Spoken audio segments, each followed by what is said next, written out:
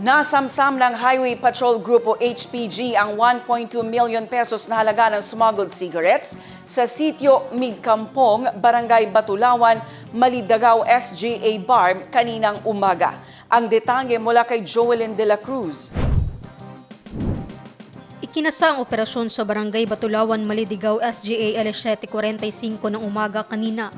Matapos makatanggap ng report hinggil sa inibando ng truck, nang marating ng HPG ang lugar, isang elf-closed van ang tumambad sa kanila, laman ang mga smuggled cigarettes na isinilid sa 82 kahon na nagkakahalaga ng 1.2 million pesos. Dahil sa tinuturing na local terrorist group infested ang lugar, humingi ng tulong ang HPG mula sa Maguindanao del Norte at Maguindanao del Sur PHPT. Agad dinala ng HPG sa kanilang headquarters sa PC Hill, Cotabato City ang van para sa inventory.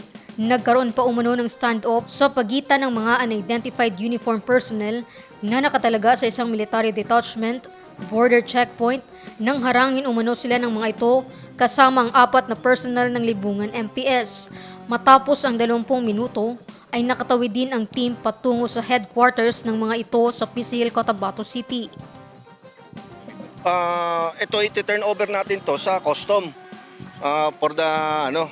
For proper disposition, makikipag-coordinate tayo doon. And proper filing of cases against dun sa owner netong truck. Kasi kakadating lang namin dito. Actually kasama din ako dun sa nag-responde kanina. Bine-verify pa namin, inimbestigahan pa natin. Siyempre, kailangan natin maano to kasi ito yung mga smuggle, hindi nagbabayad ng duties and taxes to. Kailangan natin ma-intensify natin yan. Isa sa mga trabaho natin yan.